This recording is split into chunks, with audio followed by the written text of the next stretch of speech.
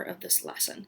So linear combinations, okay? So I'm just going to read this to you. Any vector v with a, b can be written in the form, and so this is just a different way to write it. So there's this, ooh, I hate that that s is not right there.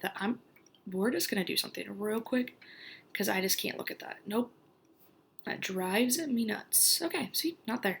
All right, so I don't know if I'd put a star next to this, but linear combinations written another way. So the one thing that gets a little confusing is all the different forms of this. So if we're talking about linear combination, it's written in another form, and that form is ai plus b times j. Okay, so vector a and I is that, and the a and b just basically tell you the length almost. So to rewrite this, it's just really simple. So given the vector b, what we're going to do is we're going to split it up into different parts. So you can actually think of this as vector a0 plus vector 0b. Kind of like on this back page over here, okay? This is kind of how we're putting things together, okay? And then you're going to factor out a and b. And I know it's weird to say, can you factor, if you have a plus 0, can you factor in an a? Well, when you factor out, back up. When you factor out something, aren't you just dividing by a, right? So a divided by a is 1. What's 0 divided by anything? Well, it's 0. So yeah, you can factor out when there's a 0. It's just not something we typically do, okay? So we have a, and we're just proving how this works, okay? And we factor out the b, doing the same thing. Oops. Yep, that comma kind of looks like a 1, sorry. And this is how they come up with saying the j is, or my bad, the I is this part and the j is this part. And that, again, is kicking it back to this information over here. So you have ai plus b times j, okay? So we're going to rewrite each vector as a linear combination of I and j. Now, do we have to go through all these steps? Absolutely.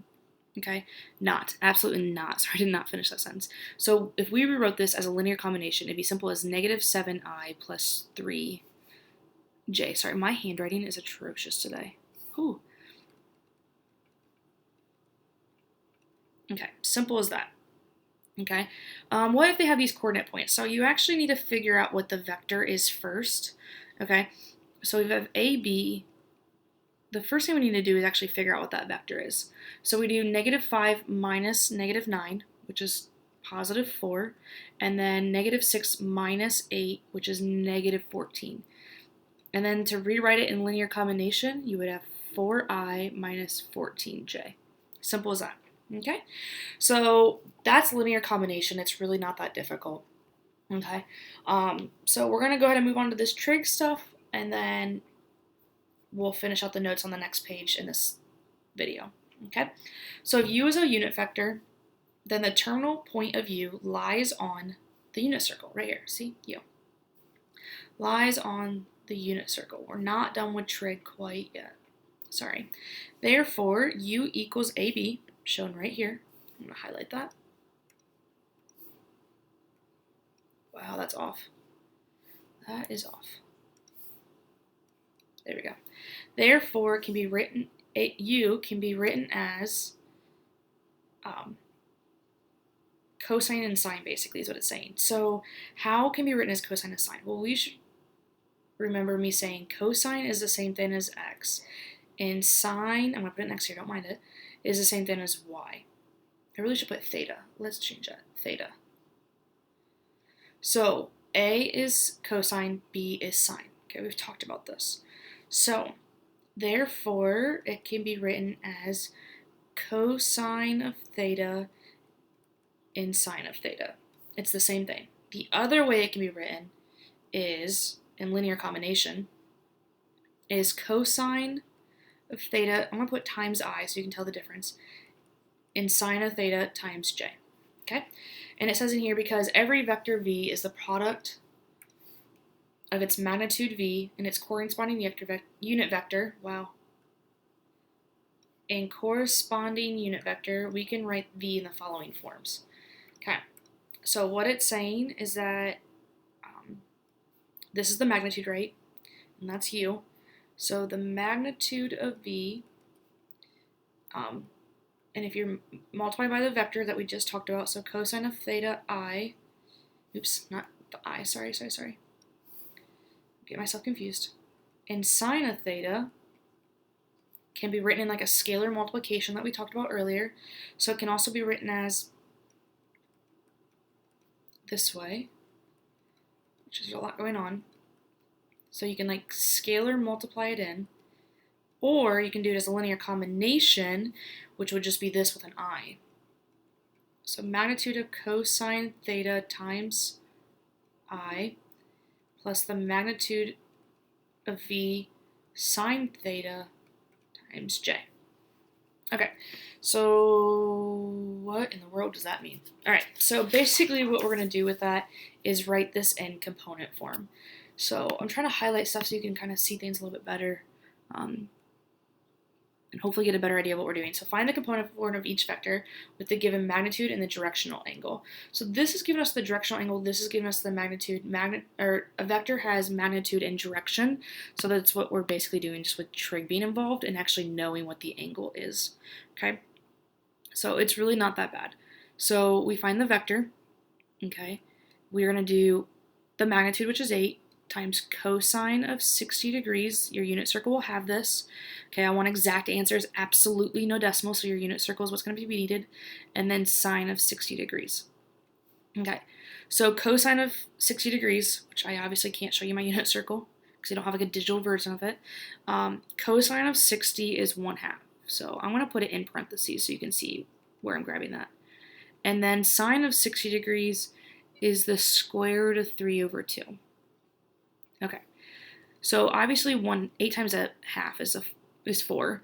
The 8 and 2 here would simplify, need a 4, so we just have 4 square root of 3. And it says component form. Okay, so it says component form, so we don't have to write it any other way. That's our answer.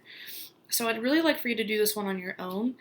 I'm going to put A equals, because that's what we're dealing with as an A there. So I'm going to write A. I want to see if you can do this one on your own, so go ahead and try it. If you get stuck, obviously restart the video. If you finish it, pause it and just fast forward to the answer, right? So go ahead and pause the video now.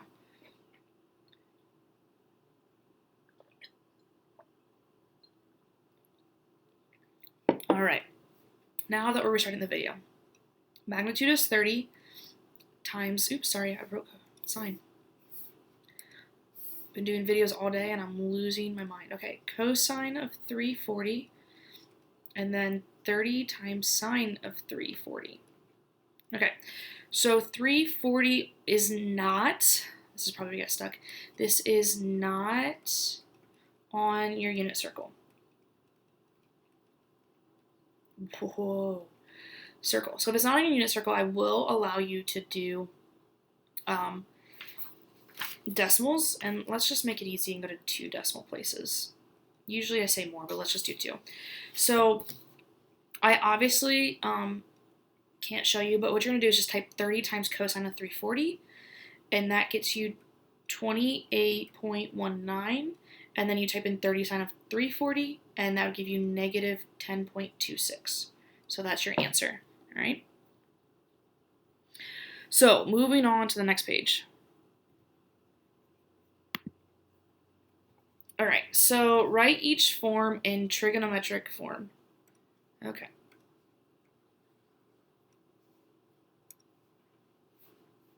So you need to write this in trig form, okay? So we have to kind of go through the steps of how to do that.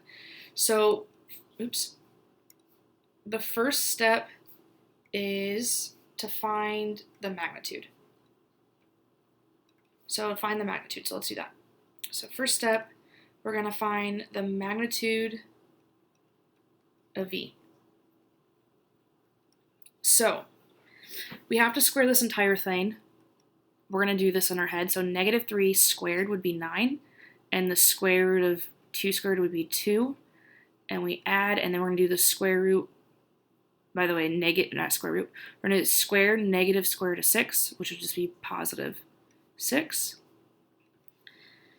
All right, that gets you 18 plus 6, right?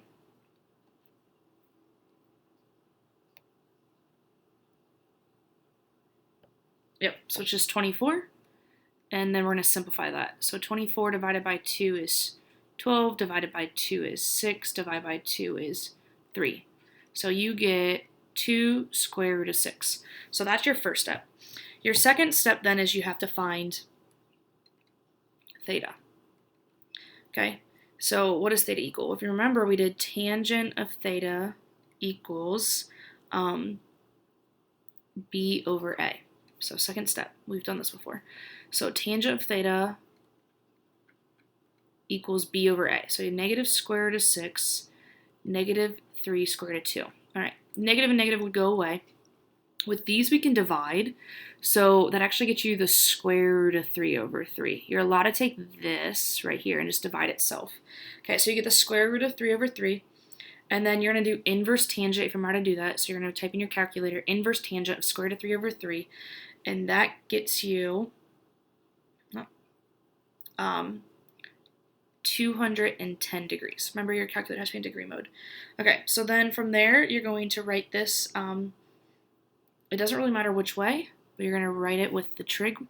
So you're actually going to write it in that component, or that, we're going to write it this way, in that form. So you get, sorry, I'm losing my sense of thought here. You're going to do 2 square root of 6, because that's the magnitude, and then cosine of 210, and then we do the same thing with sine. And that's your answer. Okay, so let's go ahead and do 12 and 13, just because I think we're going to need the steps to make sure, because they're different forms. Okay, so number 1, you have to figure out the magnitude. And you have to do negative 2 squared. It's just a different way. It's the same thing as having negative 2 and 2. Okay, so that's 4, and that's 4, so that's 8, right? And the square root of 8 simplified is 2 square root of 2. I just have that one to memorize. You can do the whole 8, take 2, 2, 2, voila. Okay, second step, find the theta. So you do tangent of theta, and you're going to do 2 over negative 2, which is the same thing as negative 1. So if you do inverse tangent of negative 1, you get 135 degrees. You can also find this on your unit circle, by the way. And then you just go, and it's really easy from here. So the tangent, or the trig form of this would just be 2 square root of 2 cosine of 135 and 2 square root of 2 sine of 135.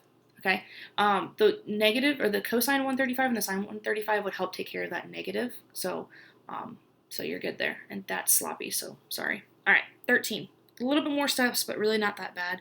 The only extra step you have here is that you have to actually figure out what AB is. So you're going to take negative 9 minus negative 1, which is negative 8. And then you're going to take 3 minus 7, which is negative 4. Okay. So we're going to find the magnitude. So we're going to do 8 squared, which is 64, and 4 squared, which is 16. If you add that together, you get the square root of 80, right? Okay, and then we take 80 and simplify it, so we divide that by 2 and you get 40. Divide that 2 by, you get 20, 10, 5. So 2 sets, so that comes out as 4 square root of 5. And then the second step, woohoo, scrolled too far. Second step is tangent of theta equals b over a. So negative 4 over negative 8, which we know is the same thing as 1/2. So we're going to do inverse tangent of 1/2. And when you do that, you get this weird decimal of 206.56 degrees. And you just write this in component, or in this trig form. So AB equals 4 square root of 5 cosine of 206.56. I just put parentheses around it just because it's decimals. And 4 square root of 5 sine of 206.56. And that's it. Okay, it's a little weird, but it's definitely doable. It's not too bad, just a lot of computational math. If you have any questions, get a hold of me. Stay safe, stay healthy. See you later. Bye.